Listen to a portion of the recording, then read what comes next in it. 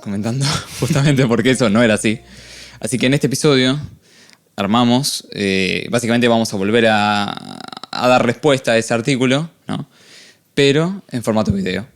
Así pueden tener la contraargumentación más exhaustiva y detallada de por qué la lógica Bickayer es la correcta. Totalmente. Esta es una respuesta al debate que, escribió David, que tuvo David con Marcelo en su momento en el podcast de Bitcoinismo, y la respuesta es la misma de David. Es decir, el que escucha el debate y lee la respuesta va a darse cuenta de que es prácticamente similar o idéntica a las respuestas. Dentro de esos argumentos que él da, yo respondí la mayoría. Me quedó por lo menos responder la mitad. Probablemente esto lo separemos en 2 episodios. Pero al menos inicialmente él da una respuesta que es no me respondiste lo que yo puse. O sea, eso fue lo que me dijo.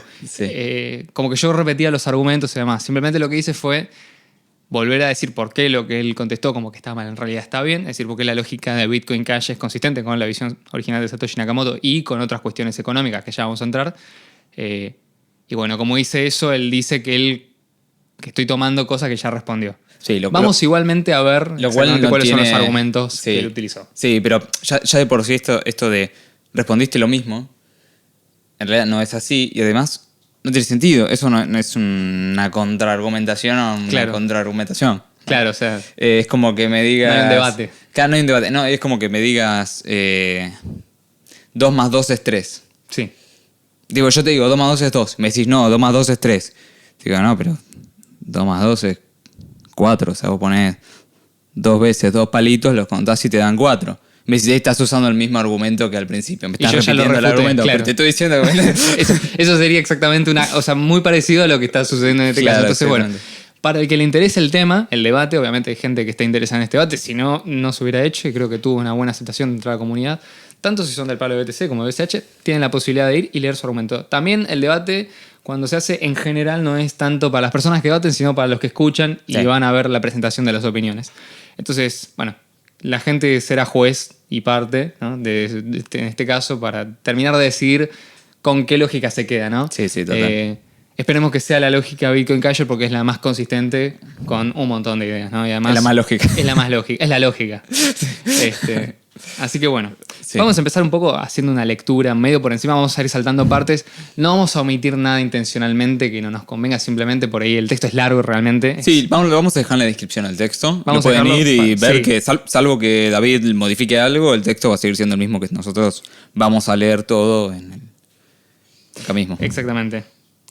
Entonces, en principio, él arranca argumentando, ¿no?, desde la acción humana y la praxeología. Él hace una argumentación. Sí, en el apartado C. Toda la sección A es contexto y la motivación de por qué él lo escribe esto. La verdad que no lo vamos a tocar porque él básicamente habla del documental, de quién mató Bitcoin, habla del debate que él tuvo. Sí. Menciona un video de Delox que estuvo con Lucas. Entonces, después habla de su enfoque, su actitud y todo eso no lo vamos a tocar. Vamos a ir directamente a los argumentos en sí, ¿no? Después pasa a los argumentos, ya está en el apartado C. Los fundamentos se llama acción humana y praxeología. Acá es el primer error. Me queda la duda de... Primero lo mismo. Sí. Acción humana y praxeología es lo mismo. Son lo mismo, pero sí. La ciencia porque de la praxeología es el estudio de la acción humana, pero sí. Sigamos. O sea, es como que yo te diga seres vivos y biología, ¿viste? Claro. Es como, son 2 cosas que están vinculadas. Sí. Dice, para todos aquellos de vosotros que estáis familiarizados con la praxeología, la metodología de la economía austríaca pueden saltarse esta sección. Sin embargo, da algunas definiciones. Define bien que es todo aquello que un ser humano puede dirigir a satisfacer sus necesidades. Utilidad, medida en la que un determinado bien satisface la necesidad de un sujeto concreto. Valor, propiedad psicológica de los bienes que un sujeto economizante le otorga de manera subjetiva. Dice, no es posible medir el valor de forma objetiva, en esto estamos de acuerdo. Sí, total. Voy a pasar a esta siguiente parte. Escasez, disparidad entre la cantidad disponible de un bien y la cantidad demandada por el total de los sujetos. Efectivamente, la economía existe como ciencia y tiene sentido porque los bienes son escasos. Si los bienes fueran sobreabundantes o infinitos, no habría economía, porque no habría necesidad de racionar el uso en base a ningún criterio. Entonces, en esto estamos de acuerdo, está bien. Coste de oportunidad, debido a la permanente escasez bajo la que el ser humano actúa, sus decisiones y sus actos siempre tienen un coste igual a la acción de mayor valor que el ser humano no ha tomado como consecuencia. Por ejemplo, salir un domingo a la tarde con amigos o quedarse estudiando para un examen el lunes. Es decir, tenés un coste de oportunidad. Si vos aprobás el examen, vas a decir, me costó una salida con amigos este examen. Sí. ¿No? Si salís con amigos y te va mal el examen, vas a decir, salir con amigos me costó un examen. Entonces, siempre tenés un coste de oportunidad. Cuando estás eligiendo hacer algo, por definición, estás eligiendo no hacer todo lo otro. A eso se refiere con coste de oportunidad. Acá este es interesante y ténganlo presente, porque este es un término que va a aparecer. Bien no económico. Aquel tipo de bien cuya cantidad disponible excede la cantidad demandada. A pesar de tener una utilidad y por lo tanto un valor, por el hecho de ser abundante el exceso, el ser humano no le puede otorgar un valor económico ni monetario, ya que siempre tiene suficiente del mismo. Pone como ejemplo el aire. Y obviamente esto varía en contexto, porque no es lo mismo tener aire acá en este momento. Sí, o en Marte. O en Marte. Entonces, varía, pero justamente porque la disponibilidad de aire es menor en Marte. Sí, es la escasez acá. Es la escasez, exactamente, lo que varía. Sí. Como es sobreabundante, extremadamente, hay una disponibilidad altísima, el valor que le asignamos es poco. O sea, prefiero tener un litro menos de aire que un diamante, ponele. Sí, a pesar de que en una situación de emergencia probablemente cambiaría todos los diamantes del mundo por un vaso de agua. Un vaso de agua, exactamente. Sí. Un bien económico es aquel tipo de bien cuya cantidad disponible es inferior a la cantidad demandada, exactamente. Porque, de nuevo, insisto, si la economía se tratara sobre todo de los bienes y no solamente los bienes escasos, no tendría sentido, digamos, aplicarla. Porque los bienes económicos son por definición aquellos cuya escasez es mayor que la demanda. Sí. Es decir, faltan menos de los que sobran. Faltan más de los que sobran, digo. Y el valor económico es el número máximo de unidades a otro bien a las que un sujeto está dispuesto a renunciar para obtener otro bien que puede satisfacer en una medida igual o superior a sus necesidades. Es decir, ¿cuántas botellas de agua vale una lata de cerveza, por ejemplo? Sí. Es decir, todos los bienes tienen un valor relativo entre sí. Y esto se pondera y varía constantemente. No se puede otorgar un valor objetivo. Acá no hay una diferencia es un copy-paste de la acción humana. Está bien. O un destilado de la acción humana. Es un destilado de la acción humana, está bien. No vamos a tener una diferencia acá. Sí me pareció importante resaltar lo del bien económico porque después lo usa en uno de sus argumentos más adelante. Y con eso va a haber que hacer un énfasis porque lo va a traer y lo va a entender mal. Sí. Bueno, ¿cuál es el primer argumento que él esboza en defensa de BTC y en oposición a Bitcoin Cash? Él habla del famoso trilema de la blockchain, o el trilema de la escalabilidad, que nosotros le llamamos. Sí. Tenemos un video. Tenemos un video, un episodio, hablando específicamente del trilema, ¿no? Y desmontándolo, o sea, porque nosotros argumentamos que este trilema no solamente es falso, sino que además es pernicioso, es decir, termina siendo perjudicial a la hora de adoptar esta tecnología. Sí. Pero bueno, básicamente él hace una mención, ¿no? Dice, postula que usando una red basada en una blockchain no es posible maximizar simultáneamente los tres aspectos siguientes. Y él los menciona: descentralización, que la define como medida en que la red es redundante y no depende de una o pocas entidades concretas; escalabilidad, capacidad de la red para procesar un volumen alto de transacciones; y seguridad, capacidad de la red para proteger la información almacenada en el blockchain y ser resistente a ataques externos. Después aclara, dice, aclaremos un par de aspectos sobre esta teoría que son a menudo malinterpretados u omitidos, dice. El trilema no dice que sea posible crear una red que cumpla un mínimo de requisitos en las tres categorías. Lo que postula es que no es posible maximizar las tres simultáneamente. Es decir, no es posible tener las tres simultáneamente. Y después dice, la hipótesis es, por ejemplo, que no es posible que exista una red que sea lo más segura posible y lo más descentralizada posible sin sacrificar la escalabilidad. Sí, tenés que elegir dos. Tenés que elegir dos. Bueno, o una, ¿no? O que no es posible crear una red que escale sin límite y sea segura sin que quede descentralizada, ¿no? Y por último dice que no podemos tener una red enormemente escalable y descentralizada sin que ésta acabe siendo insegura. Es como esos juegos, ¿viste? Donde vos tenés que elegir dos botones, ¿viste? Que cuando vas a elegir los tres se corre uno y estás como peleando con el mouse. Ha habido GIFs o memes con eso. Bueno, sería algo similar. O sea, vos tenés tres opciones. Elegí cómo querés que sea tu blockchain, ¿no? Y para esta persona es escalable, descentralizada, segura. Elijo escalable y descentralizada, no va a ser segura. Elijo segura, va a ser escalable y segura, pero no descentralizada. Y todo así, ¿viste? Como, ese es un poco el criterio. Yo después tengo un artículo que se llama Refutación al artículo Nadie ha matado a Bitcoin, que es como lo titula, donde me dedico a debatir si existe o no este famoso trilema. Y acá hay una cuestión que es muy importante. El autor lo expone como uno de los pilares centrales de su argumento, dice. Yo destaqué dos problemas principalmente con esto. Vos ya me dirás si estás de acuerdo o no. no es un postulado que sea lógico-deductivo, sino que es a priorístico. ¿Esto qué significa? Que se toma como un axioma en un proceso deductivo sin una demostración formal previa. Es decir, esta persona en ningún momento va a dar una prueba formal de que el trilema existe. No te el trilema explican existe como una, no sé, como una hipótesis teórica, si querés, a lo mejor, como una conjetura tal vez, pero es arbitrario. Sí, 100% arbitrario. Sí, y aparte, ¿por qué esas tres y no otras cosas? O no otras cosas, exactamente. Como privacidad, por ejemplo, ¿no? Sí, privacidad, no puede escalabilidad y seguridad. Y seguridad, sí, por ejemplo. Claro, ¿no? Olvídate de la centralización. Quiero una red que sea privada y segura, bueno, no puede ser descentralizada, ponele. No sé por qué. Sí. No, es como que estos tres criterios eligen eso. Podría ser otro criterio, no sé, se me ocurre rapidez, no sé. No puede ser rápida, descentralizada, escalable. O sea, como, ¿por qué tres características? ¿Y por qué esas tres? ¿Y por qué son esas tres, tan convenientes para el discurso? Lo que sucede es que nos resultan naturales porque quizás lo hemos escuchado tantas veces. Sí. Que se nos mete como, bueno, sí, son las tres características que tiene un blockchain, pero no necesariamente esto es así. O sea, una cadena de bloques tiene muchas características. Sí, total. El trilema arbitrariamente elige tres, argumenta que no es posible maximizar las tres. Ahora vamos a hablar de ese tema, que hay un problema con eso también. Y de alguna manera que esto es así porque es así. No se da una prueba formal. Entonces, digo, no es un postulado empírico, lógico, deductivo, sino que es a priorístico. Se trata de una conjetura indicando que no es posible maximizar individualmente cada una de estas características que hacen una red segura, escalable y descentralizada. Por lo tanto, no hay detrás de este postulado una prueba formal, sino que se asume como axioma en el modelo de pensamiento del maximalismo BTC. Es decir, él lo asume como un axioma. Sí. Y a partir de ahí hace una serie de conclusiones. ¿No? Hace una serie de conclusiones y en base a eso presenta su argumento, ¿no? Sí. Basado en este trilema. Sí, avisamos nuevamente. Tenemos un episodio hablando solamente del trilema. O sea, el que le interesa este punto particular puede buscar trilema en el buscador, nuestro canal de YouTube o de Spotify o lo que sea, y ahí lo van a tener. Sí. Ahí tienen 50 minutos del trilema. Sí, por lo menos. Básicamente. O sea, el que le interesa el trilema va a tener trilema. Sí.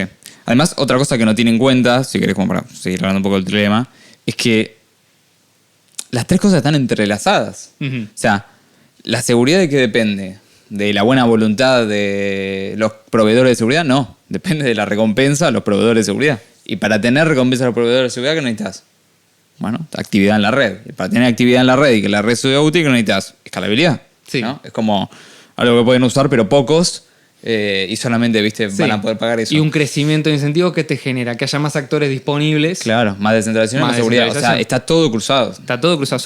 Pasa que los separan como si fuesen cosas distintas cuando no lo son. Sí, se aíslan. En realidad están entrelazadas. Exactamente, sí. Bueno, mirá lo que dice acá. Es la base de Bitcoin, además. Mirá lo que dice acá David. Dice: el trilema es una teoría, no un hecho probado. Sí. Lo dice David, no lo estoy diciendo yo, ¿eh? Estoy leyendo el artículo de David. Sí, no mi respuesta. Sí, lo estoy leyendo. Dice, no solo eso, sino que es una teoría que postula la no existencia de algo. Como todas las teorías de este tipo, no es posible demostrar que es cierta. O sea, ¿se están dando cuenta del problema que tiene esto? Al que escucha, ¿no? Pense, si yo te digo algo que no es cierto. Solamente es posible intentar probar que es errónea, y mientras dicha prueba no exista, solamente podemos concluir que o bien la teoría es cierta o es falsa y aún no sabemos por qué.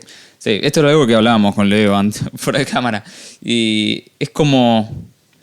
¿qué ejemplo te había dado? Lo de la justicia, ¿no? La justicia, ¿cómo funciona? Vos tenés que probar... La culpabilidad. Que el otro es culpable. No el otro tiene que probar que vos sos inocente. Si no, es toda una locura. Todos somos culpables hasta que demostramos lo contrario. Todos vamos en cárcel, ¿viste? Cuando nacés por la duda, hasta que pruebe que no lo sos, que no sos culpable. Esto es exactamente lo mismo que está diciendo. Claro.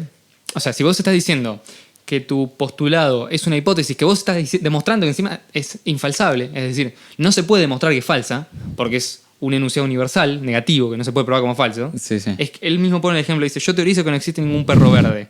Yo no puedo mostrar que esto es cierto porque tendría que examinar todos los perros que existen en el mundo.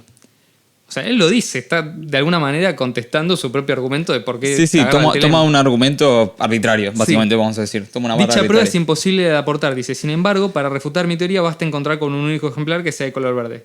En tal caso, la teoría, si aparece el perro verde, es indudablemente falsa. Es decir, existe al menos un perro verde. Claro. Pero bueno, su teoría es el trilema de la escalabilidad y esto se presenta como no un hecho probado, sino como una teoría. Sí, y sí, una sí. teoría que dice que no es posible maximizar. Es decir, yo tendría que agarrar, según él, todas las blockchains de la historia y probar que existe una que maximizó esas tres características. Bitcoin Cash. Según un criterio que no es específico. Y ahora también quiero mencionar eso. Claro, sí, sí. ¿Cuál es la vara de cada uno de los tres factores? ¿Cuál es la vara de cada uno de los tres factores? Exactamente. No es suficientemente escalable. ¿Qué es escalable, no? Claro. Pero ¿qué es lo que él lo que dice? Es como dice, haya habido un número suficiente de intentos, es concebible considerar que la teoría es cierta hasta que se demuestre lo contrario. Dice, una ridiculez. Vos sos culpable hasta que se demuestre lo contrario. O sea, vos tenés que Y demostrar por que sos defecto inocente. todos somos culpables. Exacto. Por defecto todos somos culpables. Es como que yo te diga, te acuso de que mataste un espíritu. Sí, ¿no? exactamente.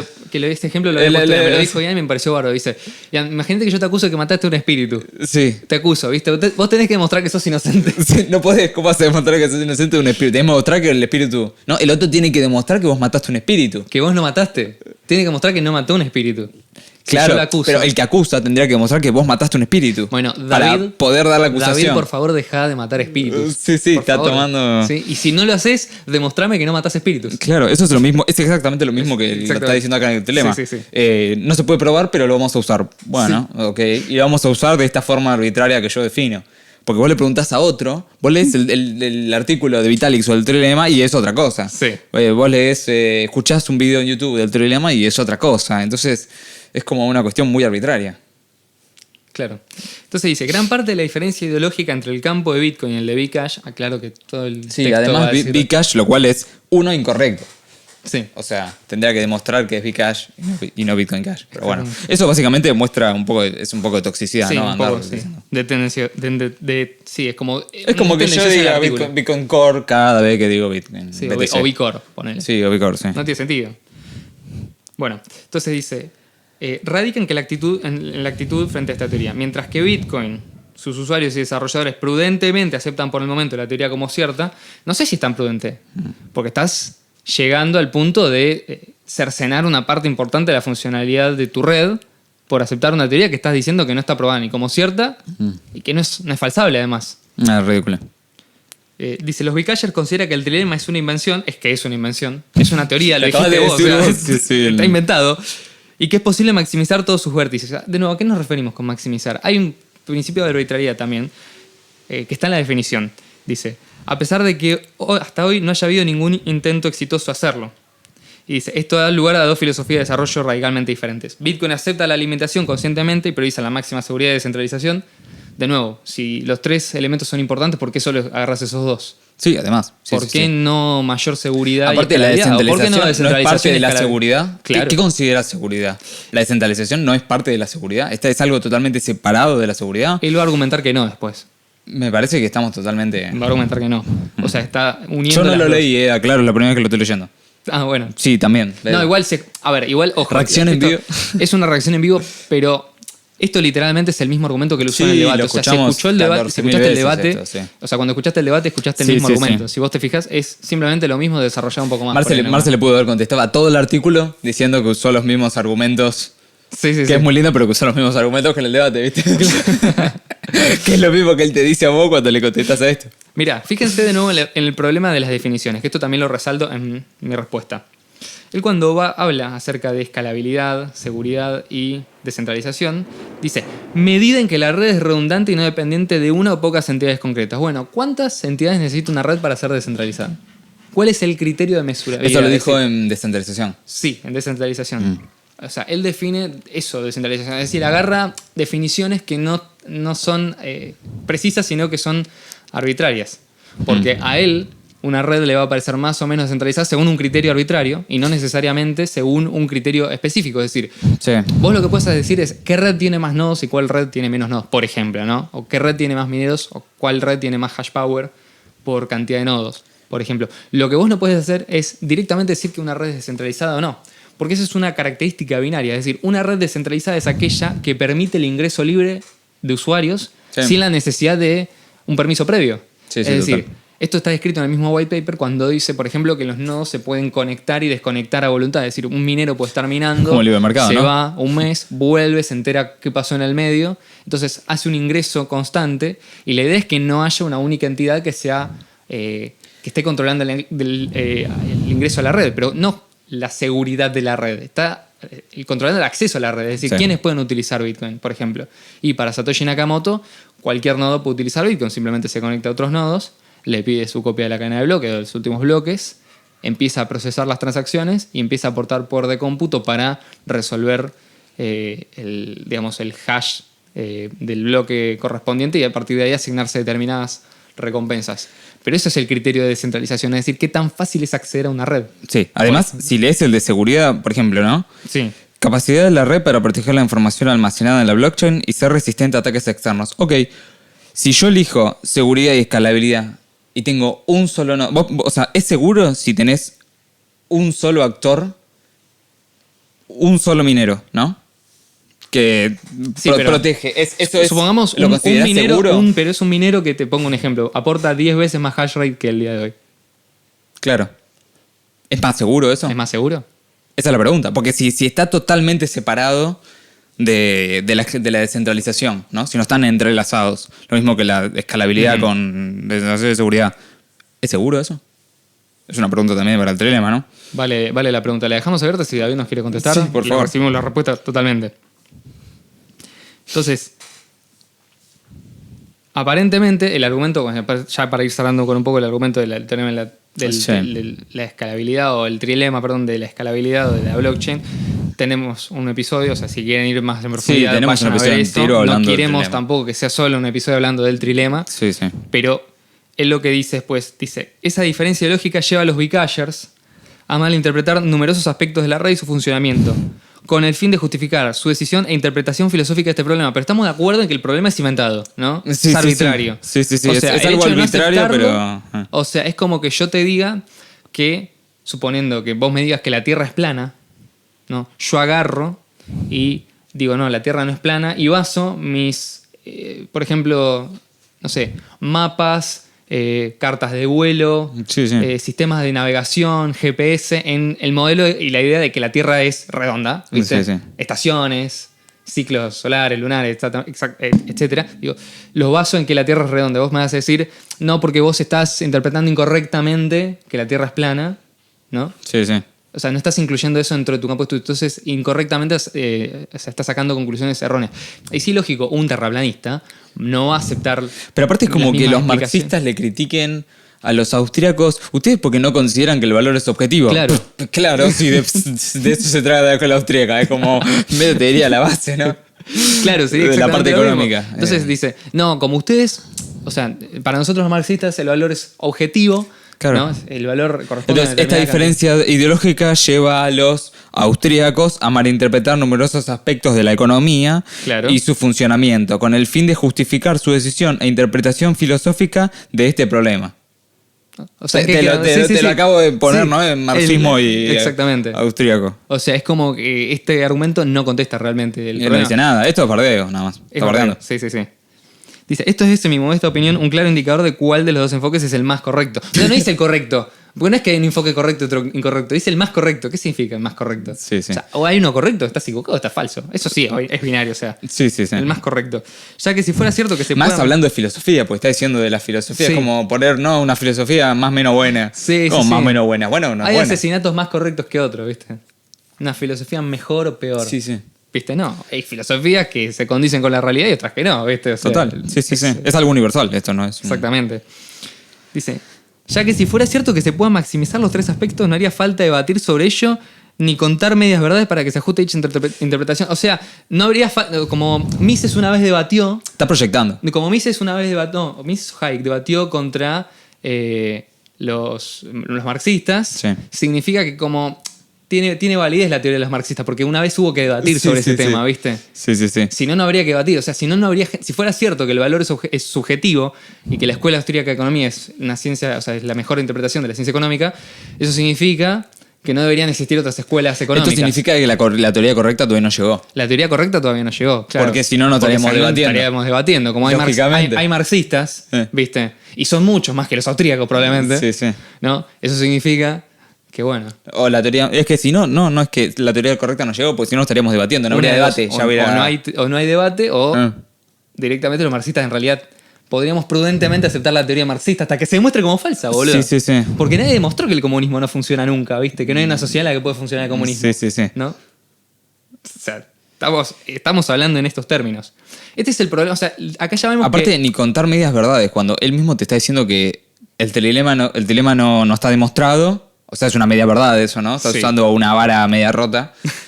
Claro, arbitraria. Y después estás diciendo que estamos contando medias verdades que se ajustan a la interpretación y estás poniendo un argumento inventado que ni siquiera vos podés justificar. O sea, eso no es una interpretación. Eso no es una media verdad ajustada a tu dicha interpretación. Bueno, ¿seguimos con la siguiente parte o querés agregar algo más? Porque creo que ya acá está más que claro, ¿no?, cuál es la postura. Yo, a los que les interese, en el artículo también di otros argumentos un poco más técnicos y específicos, yendo no tanto a la parte filosófica, sino más a la cuestión técnica. Es decir, ¿por qué agarra esas cuestiones como arbitrarias y demás? Entonces, hay una refutación ahí también, si les interesa hablar con alguien cuando les comenten sobre el supuesto trilema de la escalabilidad. Pero bueno, la sección E, que es la sección siguiente, dice el rol de los miners, o de los mineros, mejor dicho, y los nodos. Sí. Y cita al documental de Luca, dice, Bitcoin se mantiene seguro gracias a los mineros. No sé por qué no cita a Satoshi Nakamoto, porque también lo dijo Satoshi Nakamoto, pero bueno. O por qué no cita el white paper. Y Luca, el documental, dice, lo que hace que Bitcoin funcione como el white paper son los mineros. Yo me pregunto, ¿cómo vas a decir eso? ¿Cómo vas a decir que los mineros son fundamentales? Y vamos a leer qué dice acá. Dice, una de las primeras premisas que los Bcashers utilizan como punto de partida para fundamentar todo su razonamiento está resumido en 2 citaciones anteriores, que prácticamente es una de las primeras cosas que se nombran en el documental. Casi todo el mundo, cuando comienza a aprender sobre Bitcoin y se ve esa primera explicación en YouTube de 10 minutos, escuchan algo de ese estilo. La idea de que los miners, de que son los miners quienes aseguran o protegen la red. Es una idea nomás, ¿viste? Pero es una teoría. No hace falta, si leíste rápido en 10 minutos de white paper también entendiste eso, pero bueno. Bueno, dice, error Bcacher 1. Los mineros son los responsables de la seguridad de la red. Eso es lo que decimos nosotros, pero no solamente lo que decimos nosotros, es lo que dice Satoshi Nakamoto, es lo que dice el white paper, es lo que dice todos los bitcoiners desde acá hasta, no sé, Andreas Antonopoulos probablemente lo diga todavía. O sea, esto no es, ni siquiera es una teoría ampliamente aceptada dentro del maximalismo de BTC. Primero debería tratar de convencer a sus pares para que no se compliquen demasiado con el tema de los nodos. De hecho, es más, podríamos eliminar a los mineros de la red, ¿no? Para no tener que complicarnos con el incentivo de los mineros. Sí, no, total. No, total, vamos a tener nodos. Entonces, vamos a ver cuál es su argumento para decir que esto no es así. Dice, esto es algo que a primera vista parece muy razonable y es fundamentalmente erróneo. Este argumento... Fundamentalmente, o sea, estás fundamentalmente equivocado. O sea, fundamentalmente los mineros no son los responsables de la seguridad de la red. Este argumento por eso son los únicos que miners se llevan recompensa. Un papel tanto mayor como distinto del que realmente tienen y es gran parte de la razón por la que todo el razonamiento Bcacher alcanza conclusiones equivocadas. No está diciendo nada. Me parece que estás proyectando igual, ¿eh? Acá no está diciendo nada. Está diciendo, ¿estás equivocado? Sí. Sigamos. Dice, explica. En la red de Bitcoin hay varios grupos de stakeholders. ¿Stakeholders? No hay stakeholders en Bitcoin. Suena aparte un poquito muy... Stakeholder capitalism. Suena muy un poquito web, ¿no? Pero bueno. Bueno, un poco. Es una palabra... Es tendencioso. Miners, nodos, wallet providers, exchanges, developers, users, owners y node bundles creators. Todos ellos tienen sus propios incentivos y objetivos dentro de la red y su forma de perseguirlos y hacerlos cumplir. O sea, vos podés tener un incentivo, pero ¿la podés hacer cumplir? No. Sí, te lo vas a andar imponiendo al otro, ¿viste? Claro. La confusión Bcacher radica de su falta de entendimiento del papel y la interacción de los miners y los nodos. Esto no es del todo extrañar, ya que esos apegan a la visión del white paper como si fuera la razón de ser de un dinero descentralizado. Y yo no te quiero decir nada, pero medio que eso explica y describe cómo sería el funcionamiento extensivo de un dinero descentralizado. O por lo menos, de hecho, ¿sabías que en el white paper jamás aparece la palabra descentralizado? Él dice peer-to-peer solamente. Claro. Exclusivamente. Y habla de una red sin permiso. Sí, por eso permissionless. Por eso es peer-to-peer electronic cash y no decentralized. Exactamente. Peer-to-peer electronic cash system es mejor que decentralized. Porque no queremos un hub de nodos maestros con... No, queremos que vaya de persona a persona. Sí, pero... Dice, y en la primera versión de Bitcoin no existía diferencia entre minero y nodo. Ambos eran una sola y la misma cosa. Perdón, me está diciendo, porque más allá de que está diciendo que minero y nodo eran una sola cosa, lo cual es cierto, en el cliente de Satoshi, lo dice el white paper. El primer cliente de Satoshi, la primera implementación que se lanza para el 3 de enero de 2009, que es cuando empieza Bitcoin y Satoshi mina el bloque Génesis, él lo que dice es, minero y nodo eran la misma cosa. ¿Qué significa esto? significa que durante un tiempo la red funcionó solo con mineros y sin nodos completos. ¿Cómo funciona la red, no? Claro, sí. Si vos dependés de los nodos, Sí, total. supuestamente, ¿no? Entonces, ¿cómo funcionó la red al principio sin tener nodos? Sí. O sea, ¿cuál era? ¿Qué había ahí? Tenés razón, sí. ¿No? Sí, lo dice, lo está diciendo lo está él diciendo mismo. él. O sea, te pregunto, David, ¿cómo funcionó la red al principio si no había nodos hasta que no completos? aparecieron los nodos. no mineros, los nodos Claro. juguistas. Sí. Dice, originalmente no había ninguna diferencia cuando alguien ejecutaba Bitcoin en su ordenador, lo hacía con el pack completo. O sea, él se refiere a que había una billetera, que es cierto, un nodo network, la cadena de bloques completa y minaba además. Dice, pero ¿cuál es el papel de un miner y cuál de un nodo y por qué es tan crucial entenderlo? Dice, empecemos por el full node que desempeña la siguiente función y las listas. Dice, el full node, o sea, el nodo no minero, el nodo que no aporta poder de cómputo, el nodo jovista, dice, verifica los nuevos bloques recibidos, verifica todas las reglas del protocolo y transmite los nuevos bloques verificados. Ok. Y vamos a ver, ahora da las características de un miner node. Vamos a ver qué tanta diferencia hay. Dice, construye nuevos bloques y hashea. Dice, solo hay un par de funciones adicionales, con lo cual todas las anteriores también se aplican al minero. ¿Esto qué significa? O sea, debería ser obvio, ¿no? Pero yo lo tengo que decir explícitamente para que se entienda. Significa que ya los mineros hacen todas las funciones y más de las que hace. Más dos funciones más dos según funciones. el mismo. Esto es importante porque no es que el nodo completo puede hacer algo que el minero no puede. Puede hacer algo que el minero no. Claro. Que de hecho es más, te está diciendo, el nodo completo no es completo. Es un nodo que no aporta poder de cómputo. No es completo porque no hace todo lo que hace el nodo. Sí, completo. El único nodo completo es el minero. Claro. Pero, bueno, pasa que full completo node... en funcionalidades, Completo, digamos. claro. El full node le llaman así los maximalistas BTC como para decirte que estás haciendo algo completo. Sí, en realidad es... Pero en realidad es un nodo pesado. Tenés todas las funciones de el nodo minero menos 2. O sea que el nodo minero ya hace todo lo que vos haces. Sí. O sea, vos estás agregando redundancia, por así decirlo, ¿viste? Pero aparte es algo ridículo. ¿Por qué un minero, por ejemplo, solamente va a hacer esas dos funciones, ¿no? Y todo el resto la va a dejar a otro? ¿Para qué? Es que ¿Por no qué hace no esas corre dos. él un nodo? Es que no hace esas dos. Te está diciendo, tiene funciones adicionales. Claro. El minero hace todo eso más estas dos funciones. Verifica, o sea, genera nuevos bloques y aplica ¿Por qué un minero prueba de que trabajo. está compitiendo para ganar dinero, tiene una granja de minería, un galpón de 6 cuadras llenos de ASIC, va a estar esperando a un boludo con un nodo minero en Angola? Un nodo no minero. Un nodo no minero en Angola que le transmita las transacciones, ¿viste? Que le firme él.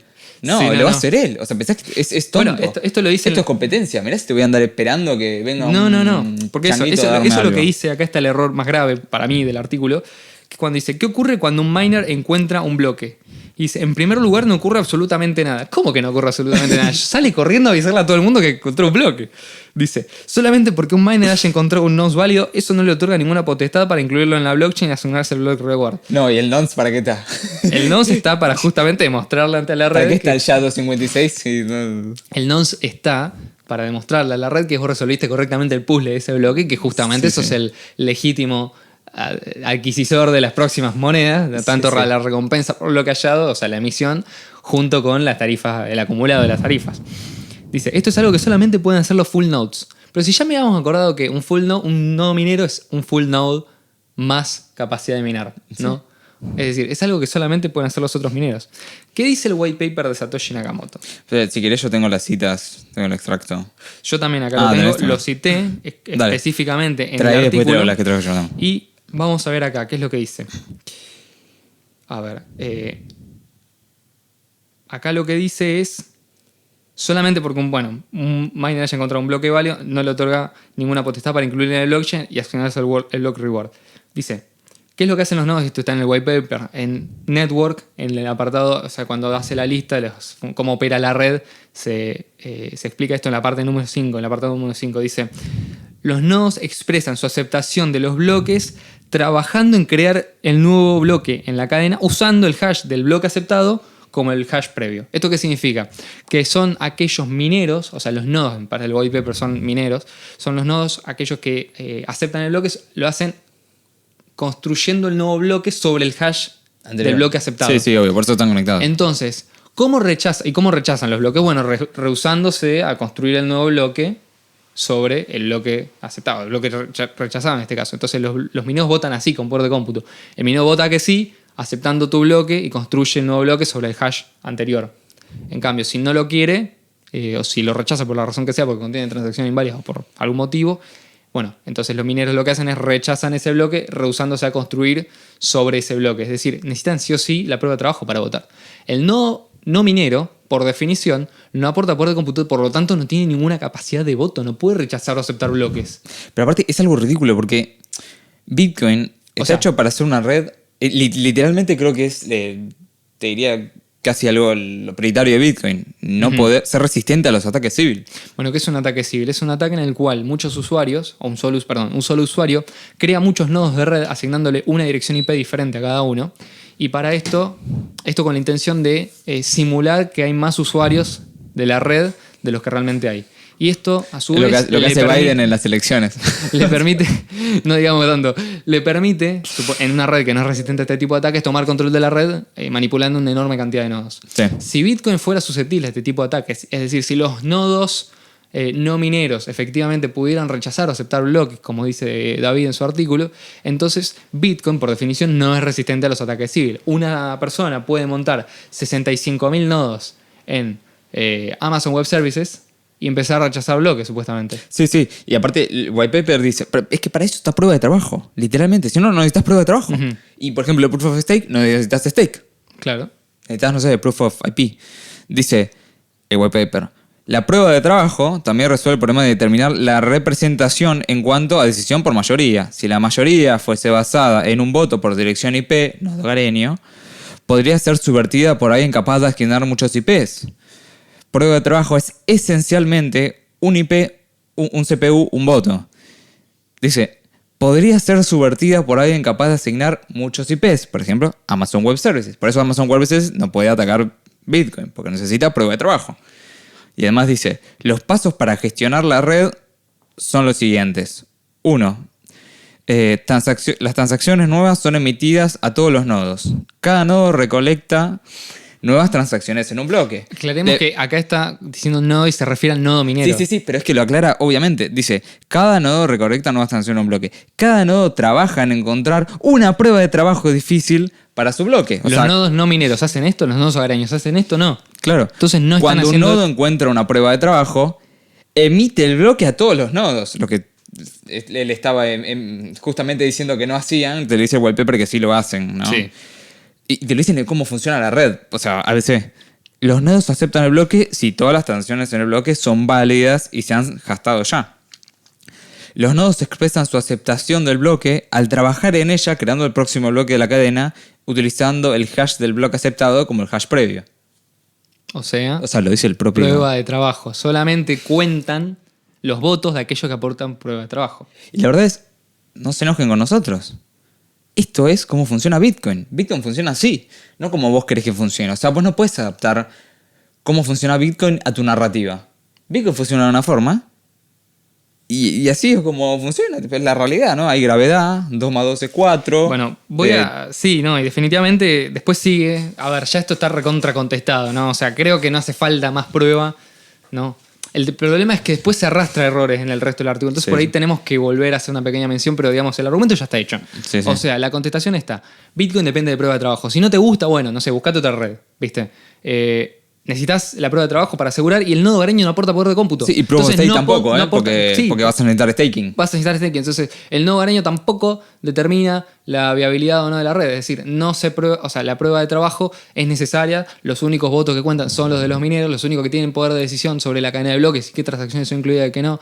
Y qué reglas de consenso para el caso también son los mineros, y vos solamente tenés la capacidad de seguir una red o no seguirla. Si no la seguís, necesitas igualmente otro minero que siga las reglas que a vos te gustan. O sea, siempre dependés del poder de cómputo. Si vos rechazás un bloque, más vale que haya otro minero que lo esté rechazando también para poder seguirlo. El poder de cómputo de tu Raspberry Pi. Sí, no, ni siquiera, porque no tiene ni siquiera el cliente la capacidad de ponerse a minar. O sea que vas a depender exclusivamente de alguien con poder de cómputo que haya hecho una inversión y económicamente que a vos te convenga. Pero aparte, ¿no es algo lógico lógico. El que se lleva todas las recompensas es el minero. El que tiene que invertir millones o sus inversiones grandes son los mineros. Entonces vos, con un nodo que te salió $500 y lo conectaste en el wifi de tu casa y no recibís recompensas, vos mandás a él, es una estupidez con mayúscula. No tiene sentido. Es más, ¿sabés qué es lo que dice? Después dice, a pesar de no haber incentivos económicos, lógico, hay unos 65.000 nodos activos al día de hoy, dice. Una posible explicación es la que aporta Luca, que estos son hobbyistas, personas que lo hacen por mera diversión.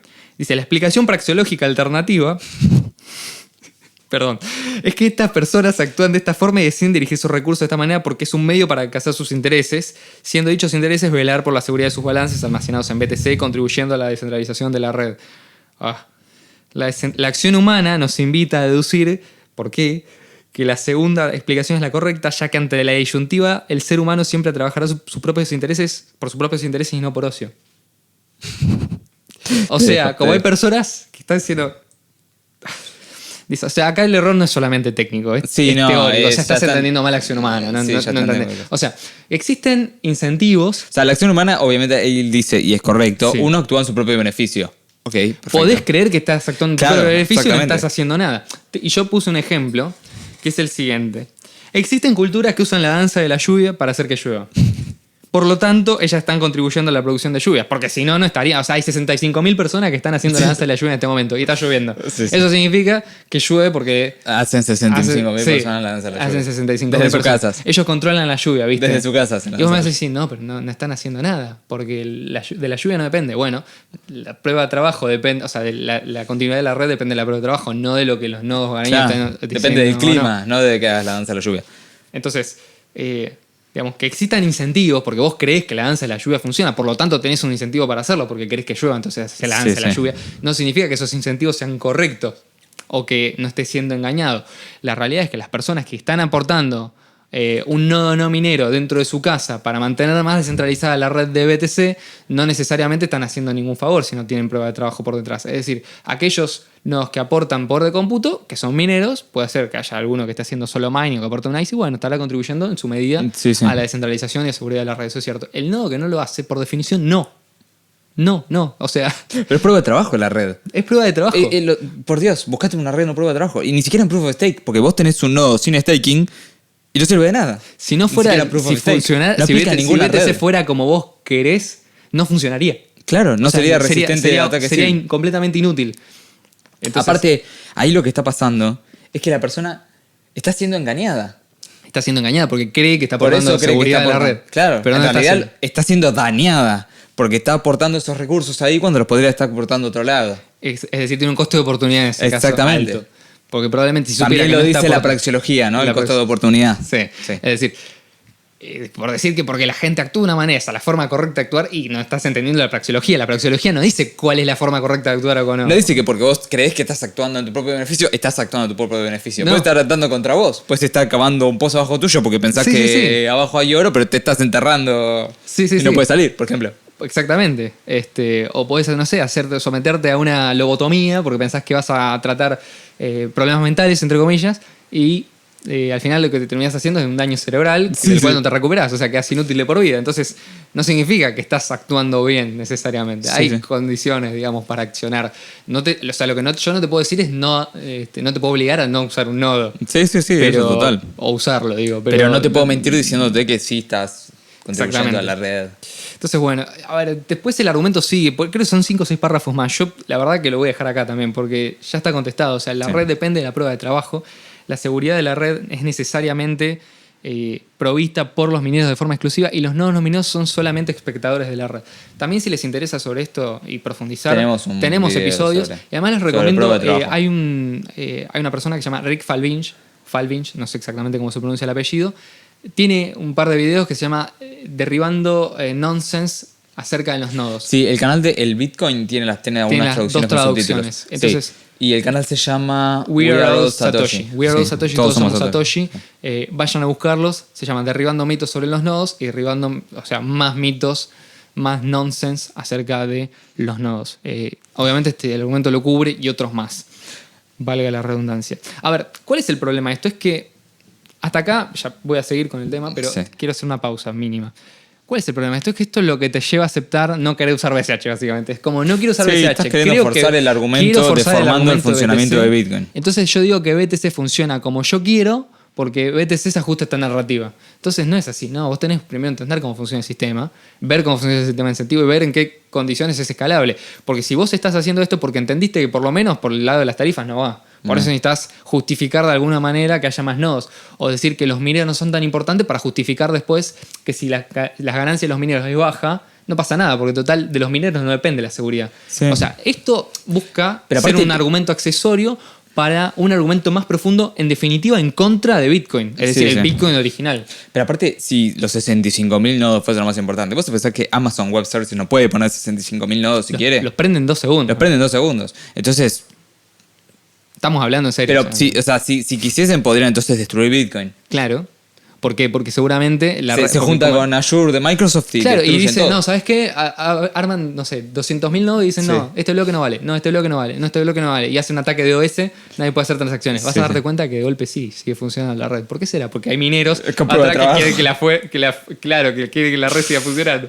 Entonces... pero aparte no es obvio que ya hubiesen atacado así a Bitcoin. Sí, sería re obvio. El ABC, lo primero que hubieran hecho. Entonces, evidentemente, bueno, nada, hay que aprender primero cómo funciona Bitcoin. Primero.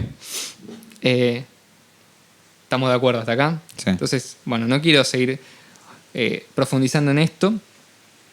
Él después hace otro argumento y dice, error Bcacher número 2. Los nodos no tienen poder de decisión. Bueno, esto ya lo contestamos también. Sí. Si tienen poder de decisión, no tienen poder de decisión. O sea, los nodos se refieren a los nodos completos. O sea, los nodos mineros tienen todo el poder de decisión. Los nodos no completos. Pero aparte, ¿por qué otra cosa? ¿Por qué el nodo con poder de cómputo? Igual tiene unas frases acá que es tremendo. ¿Por qué no puede ser? O sea, el minero, ¿por qué no puede ser un nodo completo? Es ridículo. Son nodos completos, de claro, hecho. Es por qué. O sea, además no hace falta. Hace falta tener un nodo completo para minar. Pero, ¿por qué no puede serlo? Si quiere, ¿por qué no puede serlo? ¿Qué? ¿No quiere pagar 1 terabyte de memoria? Se pagó $10.000 por cada ASIC, tiene 300. Sí. Y le vienen $80.000 de luz todos los meses. No puede. Te digo que está difícil leerlo, ¿eh? ¿Se acuerdan? Hicimos un episodio leyendo un artículo. Dentro del imaginario maximalista de BTC. Eso era mucho más delirante que esto. Sí, eso ya era. Empezaba más normal y terminaba mucho peor. Eso ya era este por lo menos se mantiene dentro de la creme, era el otro. Sí, era como full comunista terminaba, era comunista más o menos. Sí, no necesitamos Bitcoin porque miren, todos nos amamos. Le voy a decir unas frases nomás del artículo y ustedes saquen su propia conclusión. Yo no las voy a contestar, ya me cansé. Pero, dice, los mineros son esclavos asalariados de los nodos. Solamente mantienen la seguridad de la red en tanto y cuanto se adhieren a la voluntad de la mayoría de los nodos. Ya está, con eso cierro. Pero aparte, es una taradez ya está. Tan grande que... O sea, Entonces Bitcoin no es resistente a ataque civil. Eso es lo que está diciendo. Bueno, para él no lo es. Él después habla de lo siguiente. Sección F. Seguridad de la red y recompensa de los mineros. Dice, en su razonamiento los Bcachers inciden enormemente en la sostenibilidad de la red y la necesidad de asegurar una compensación suficiente de los mineros para que se mantenga seguro a largo plazo. A ver, él ya parte de la base de que los mineros solos no son necesarios para mantener la seguridad de la red, sino que mientras haya nodos, y los hay porque hoy en día hay nodos que funcionan de manera antieconómica, es decir, no perciben ningún beneficio directo, entonces existen, por lo tanto van a seguir existiendo en el futuro, la red va a seguir funcionando en cualquier condición. No importa que la recompensa vaya disminuyendo y que no se esté reemplazando por tarifas altas sostenidas, en el caso de BTC por lo menos. Entonces dice, como los mineros no son solamente importantes, sino que también requieren de los nodos, no pasa nada. Bueno, la realidad es que sí, los mineros son importantes. De hecho, la única forma de garantizar que la red siga existiendo y que haya nuevos bloques es que haya mineros disponibles para aportar prueba de trabajo. Para que existe. Entonces después no te pueden decir, si te dicen los mineros no importan, entonces después no te pueden decir, Bitcoin es más seguro porque tiene más hash rate. No, porque te puedo montar 200.000 nodos de BCH. Claro. Y después, pero tengo más nodos. Tengo 200.000 nodos de BCH. Claro. No sé si, pero están todos montados en Amazon Web Services. O sea, ahí te vas a dar vuelta en tu argumento. Claro. Bueno. A ver, esto se debe... La razón por la cual los mineros... Esto es importante, ¿no? La razón por la cual los mineros son importantes y es necesario garantizar la sostenibilidad de la red está implicada también en el white paper de Bitcoin, o sea, en el documento, el día cero. Documento fundacional, white paper, sección número 6, que se llama incentivos. Y dado que el perder a los mineros equivale a perder la red, obviamente se establece un sistema de recompensa para los mineros. Él lo que dice es, pasemos a examinar qué componentes tiene la recompensa de los mineros. Esta es la suma de Bitcoin que reciben al presentar un bloque válido que es aceptado por la red. Dice, se compone de la recompensa de la red y de los transaction fees que los usuarios han pagado. A su vez, esos fees totales pueden expresarse como el producto de la fee media por el número de transacciones. Dice, en resumen, la hipótesis de BCH es que hay más block size, por lo tanto bajan los fees, por lo tanto suben las transacciones, por lo tanto hay más recompensa de los mineros, por lo tanto hay más seguridad. Bueno. Lo dice Bitcoin, lo dice white paper. No, esto está mal. O sea, la hipótesis de BCH, o sea, ya igual la hipótesis la saca mal, ¿no? Porque él lo que dice, o sea, él lo que entiende es que hay más block size, por lo tanto hay menos fees. Y no tiene nada que ver. Una cosa es el tamaño máximo de un bloque, es otra cosa el tamaño del bloque. O sea, que yo diga que, por ejemplo, la calle tiene 10 metros de ancho, sí, no significa que los autos pasen y tengan 10 metros de ancho. Sí, todo raspándose. Todo raspando contra el borde de la calzada de los dos lados. No, significa que como máximo podés tener hasta 10 metros en el lado de auto sin solaparse. Es como, por ejemplo, cuando pasás por abajo un puente bajo nivel, que te dice máximo 10 metros. Sí. Significa 2 metros. 10 metros ya no pones el cartel directamente. Bueno, sí, es verdad. te ponen... máximo 2 metros 10 te dicen. Sí, una cosa así. No significa que todos los autos que pasen por ahí abajo van a medir 2 metros 10. Pueden medir menos. Claro, pueden medir menos. Puede pasar una bici por abajo. Exactamente. Es decir, dice, y yo le respondo, las tarifas no son más bajas por tener un tamaño máximo mayor, o sea, sino que la tarifa se determina también por oferta y demanda. Es la tarifa mínima que los mineros están dispuestos a aceptar y la máxima que los usuarios están dispuestos a pagar. Sí, vos podés tener un máximo megabyte y podés tener un byte de transacción. Sí. Y no vas a tener tarifas altas. No vas a tener tarifas altas. O sea, lo que te genera esto es una curva de oferta y demanda, es decir, cuál es el punto de equilibrio. Y obviamente esto va a ser variable independiente de distintos elementos de la red. Por ejemplo, si vos tenés que en un momento el espacio de almacenamiento se vuelve más barato y los mineros están mejor conectados, tienen un ancho de banda mayor. Sí.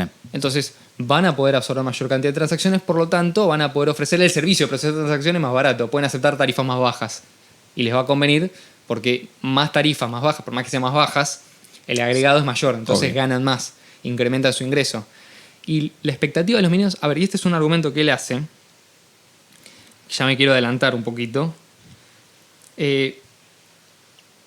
es un argumento incorrecto, muy fuerte, que no entiende cómo se comporta, digamos, los elementos que conforman, digamos, los costos de los mineros de alguna manera de forma sólida. Él lo que dice es lo siguiente, dice, como hemos aclarado en el apartado B, de entre todos los bienes existentes en el ser humano, distingue entre bienes económicos y bienes no económicos. Esto de nuevo, insisto, por esto era importante. Acá viene el argumento. Mi razonamiento es que en el debate que dice que Marcelo llegó a rebatir, yo le sugiero que escuche de nuevo el debate y se escuche las 20 veces que le dijo lo contrario, es que al eliminar cualquier restricción práctica del tamaño del bloque, BCH convierte el espacio en bloques en un bien no económico al cual los usuarios no le pueden asignar un valor económico debido a su abundancia, por mucho que deriven de él una cierta utilidad. Entonces él dice que gracias a que BTC tiene un tamaño arbitrario, o sea, un límite arbitrario a la cantidad de transacciones, que es un límite extremadamente bajo y completamente arbitrario, o sea, ¿por qué no lo bajamos más, no? Si es más para que sea más escaso y más valioso. Vos lo que podés, dice que como las tarifas tienden a cero, son cero. Entonces el agregado de tarifas al final va a ser cero y por lo tanto los mineros van a ganar cero. Con un bloque sin Sí, lo que dice es que se convierte en un bien no económico. Es un bien económico porque él lo que está diciendo es que el espacio de los bloques, los mineros, es gratis. Sí. Los mineros no pagan. O sea, mientras un byte cotice, mientras un SAT cotice, el espacio de almacenamiento cotiza. ¿Cómo que no cotiza? O sea, ¿cómo que los mineros no gastan discos, no gastan en discos duros, no gastan en espacio de almacenamiento? Yo estoy seguro que si yo al minero le mando 100 trillones de transacciones con 0 SATs, sin recompensa, ni me la van a agarrar. No las agarran. Probá, o podés intentar retransmitir transacciones en la red de BTC o de BCH, en cualquiera de las dos. Probá BCH, transmitir una transacción que tenga 0 bytes de fee. No te la agarran. ¿Por qué? Porque el espacio de almacenamiento no es gratis. Sí, o te la agarran de onda, pero no te van a dejar 100 trillones. No van a ser no va a ser el estándar, digamos. No vas a tener transacciones. ¿Pero qué van a estar? ¿Quemando energía? que marque los ASIC, todo, para que vos le mandes transacciones y nada. Es una ridiculez. Y mucho menos cuando dependan exclusivamente de las transacciones. Sí, ahí porque él se cree que los mineros no eligen las transacciones. O sea, los mineros agarran de la mempool lo que ellos quieren. Sí. O sea, el minero tiene un criterio de selección. Esto, ¿cómo funciona Bitcoin realmente? El minero tiene un criterio de selección. Le llegan las transacciones, las revisa y las descompone en sus partes. Ve cuánto recibe de comisión, cuánto pesa, exactamente. Se saca un proporcional. El minero va a estar más incentivado a procesar antes y más rápido aquellas transacciones que paguen en relación al tamaño que ocupan en el bloque una mayor tarifa. Por ejemplo, aquella tarifa que pagan más satoshis por byte. Por eso la unidad de medida satoshi por byte se utiliza para las tarifas. Sí. En el caso de SH, los mineros están dispuestos a aceptar una comisión tan baja como un satoshi por byte. Si los mineros no estuvieran dispuestos a aceptar esa tarifa, la subirían y los usuarios tendrían que pagar más. Pero como les es económico hoy en día aceptar esa tarifa, la aceptan. Claro. En cambio, no es económico para el minero y no van a aceptar, por lo menos en mi experiencia, porque hice la prueba, una tarifa que tenga 0 satoshis por byte. Es decir, que no pague tarifas. Sí, o que pague vez, menos inclusive. Sí, o tal vez una de onda te la agarran. Una de onda pero no te van a agarrar la mayoría. No. Yo le mando 1 millón de transacciones. Con transacciones 0. No tiene sentido. ¿Para qué lo van a hacer? Que van a estar gastando energía. Sí. Apagan el cómputo para eso. Eso es convertir a lo. Eso es no es entender Bitcoin. Eso no es entender Bitcoin. No es entender el sistema de incentivo. Eso es el no incentivo. Ese es el no incentivo, exactamente. Es decir, los mineros tienen incentivos para rechazar ese tipo de transacciones y exigir más. Por eso se dice que la tarifa, el precio de usar Bitcoin, es una negociación libre entre usuarios y mineros. Se establece un precio de mercado. Y va a tender, obviamente, por una cuestión de eficiencia, todos los mineros tienden a aceptar la tarifa más baja posible. ¿Por qué? Porque, a ver, no es que si un minero no agarra una transacción, no la procesan nunca más. Ponele, vos le mandaste una... No, o sea, todos los mineros tienen todas las transacciones. Si vos, como minero, no la procesas, te estás arriesgando a darle la ventaja competitiva a otro minero que va a procesar esa transacción, se va a quedar con la tarifa y te va a ganar en el bloque. Es decir, te va a ganar en ganancias. Si vos empezás a rechazar un gran volumen de transacciones porque no puedes aceptar una tarifa baja, vas a tener que elegir hacer una de 3 cosas. Vas a tener que mejorar tu software, vas a tener que quebrar o vas a tener que empezar a rechazar transacciones. Sí. Entonces, eventualmente hacer lo segundo te pone en una situación de desventaja competitiva frente al resto de mineros. Total. Lo cual, bueno, termina siendo a largo plazo un problema serio, ¿no? Por lo menos para el minero que trata de ser competitivo. Por eso hoy en día los mineros que existen hoy no son los mismos que estaban al principio. Sí, sí. O sea, capaz que hay alguno que quedó minando de 2010, pero hoy en día los mineros son todas personas extremadamente especializadas. Entonces, la actividad económica de los mineros es extremadamente competitiva y por lo tanto tienen incentivos para mantenerse, o sea, en un margen razonable entre las tarifas que cobran, la capacidad de transacciones que pueden absorber, pero esto solamente se puede dar en un mercado libre en el cual las tarifas no están restringidas. Por lo tanto, Bitcoin Cash es consistente con esa idea, permite una libre competencia entre mineros y permite que los mineros puedan asignar tanto poder de cómputo, tantos recursos y tanto almacenamiento y ancho de banda como les sea posible absorber. Y queremos eso, porque sí, además es como... mineros más eficientes permiten una red más barata y más segura. Sí, aparte es como que te diga, bueno, ahora tenemos un tren o un avión que entran 10.000 pasajeros. Sí. Y como solo quieren pagar 1.000, entonces no cobramos a nadie nada. No. O no prendo el avión si no me dan los números, o todos pagan. Pero porque sobran espacio no te voy a regalar a vos el espacio. Es una ridiculez. Si querés poner el bolso, qué sé yo, te irá el avión. Si querés, no sé, acostate. Pero vos vas a pagar tu lugar. Claro. ¿Por qué no lo vas a pagar? Después, bueno, el último argumento que vamos a responder el día de hoy es: el precio responde a la especulación y no es importante para la seguridad. Esto es interesante porque esto dice, o sea, lo que dice es lo siguiente. Este es un error particularmente difícil de entender, ya que en numerosos momentos del documental de Luca, así como el debate con Marcelo, estos describen que a los mineros guiados como empresarios, a los mineros como empresarios guiados por el beneficio, lo son. Esto es algo totalmente correcto y que una vez se entiende no nos permite omitir el importante rol que el precio juega en la seguridad de la red. Dice, los mineros tienen que afrontar a día de hoy, al menos, la gran mayoría de sus gastos en moneda fiat, bien sea el alquiler o la electricidad o cualquier otro tipo de costes. Por desgracia, la mayoría de ellos pagan sus facturas en dólares, euros o cualquier otra moneda local. Es por eso que, estrictamente hablando, los mineros son indiferentes sobre el número de bitcoins, transacciones, que minan. Lo que realmente importa es el poder adquisitivo equivalente en términos de bienes y servicios que obtienen como recompensa. A ver. Pero un BTC. Sí, no, ya sé. A ver, a lo que voy es lo siguiente. Sí. Tiene razón cuando coincide con nosotros en que los mineros son empresarios guiados por el beneficio económico. O sea, lo son. Lo que nosotros decimos no es que el precio no importa. Es que como factor a largo plazo no va a ser lo único importante. Pero no es que lo decimos y nosotros. No puede ser lo único importante. O sea, si es lo único importante, fallamos como red. Es que la red depende de que el precio suba. Es una cosa... Esto nosotros lo explicamos un montón de veces. Bitcoin, el sistema de incentivo de Bitcoin, cuando cae la emisión, los mineros van a pasar a vivir el agregado de tarifas. Entonces, en el fondo, pasan de vivir del precio, ¿no? Porque ellos reciben una cantidad si quieres, arbitraria de Bitcoins por bloque, ¿no? Que está prefijada. Uh-huh. A una cantidad variable. A una cantidad variable, que es la actividad. Claro, entonces, la actividad fija sí depende del precio. Uh-huh. Obviamente. Si el precio vale más por cada unidad que te dan, obviamente ganas más. Claro, ¿no? Esto en el caso de la emisión. En el caso de la emisión. Entonces vos pasás transicionas de que la seguridad dependa del precio, sí, de la cantidad de monedas por el precio, a la actividad de la red, que no depende del precio. Depende de las tarifas, del agregado de tarifas. Del agregado de tarifas. Esto es importante, por ejemplo, es el caso de Ethereum, sí, que ya hoy creo que la actividad en la red supera, o en un momento lo logró superar a el ingreso por tarifas. Sí, sí. Es decir, es más importante para los validadores, porque lamentablemente Ethereum dejó de ser prueba de trabajo y dejó de ser relevante entonces en términos de seguridad, pero las tarifas de los mineros, o sea, para los validadores son más importantes que la emisión que se genera en cada bloque. Sí. Entonces, eso es importante porque por más que sea inflacionario, ellos reciben más por tarifa y actividad de la red que por lo otro. Entonces, no es que decimos que el precio no es importante, digo que no decimos que no puede ser lo único importante. No depende a largo plazo. Si vos no estimulas la adopción, y en el caso de BTC esto es lógico, porque no la pueden estimular, claro, porque sí. no pueden hacer que más de 4 personas por segundo usen una transacción a la vez, con lo cual te quedas corto, si te das la cuenta, no llegas ni siquiera a abrir un canal de Lightning para las 7.000 millones de personas que son, vos tardás como 50 años. Sí, sí. O sea que es completamente antieconómico usar Bitcoin para eso. Tenés que justificar que el precio es más importante porque los mineros viven de ensalada. De ensalada, o en este caso de emisión. Pero los mineros no van a vivir de emisión para siempre. Eso también está en el white paper. Salvo, no vives de ensalada. Salvo, y esto se lo dijo Marcelo, que adoptes la propuesta de Peter Todd. Sí, de que, dicho sea de paso, la propuesta de Peter Todd fue mantener el límite arbitrario de un megabyte. Sí, y replace by fee, y full replace by fee, y full replace by fee. Todas las cosas que él propuso se implementaron en BTC.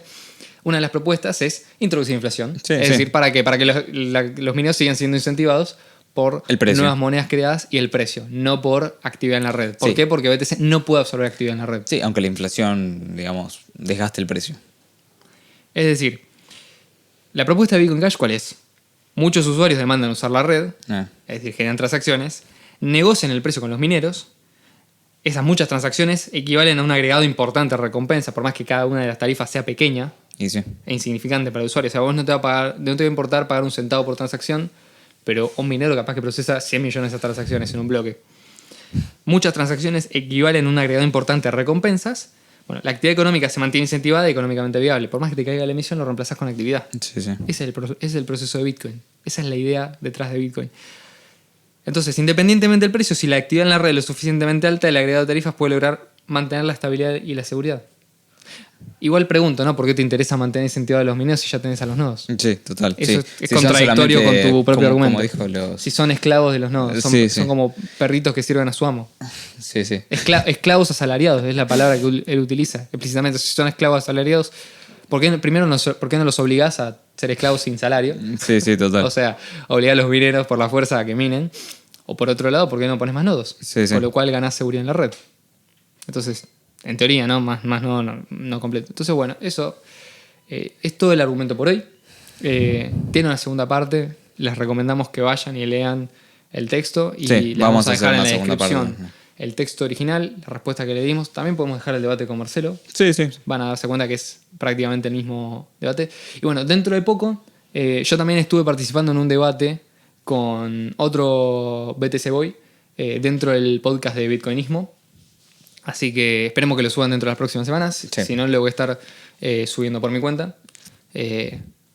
Pero bueno, no tenemos una fecha establecida. Sí. En su momento, bueno, preguntamos cuándo iba a salir el de Marcelo, pero como sentimos que todavía está relevante el tema de Bitcoin Cash, nos parece importante subirlo lo antes posible para que la gente que tenga ganas pueda tener acceso a esa información de antemano, si Dios quiere. Así que bueno, ya saben, tenemos canal de Patreon. Tenemos un canal de Patreon privado con PCH. Suscríbanse, den like, compartan. Tienen todas nuestras redes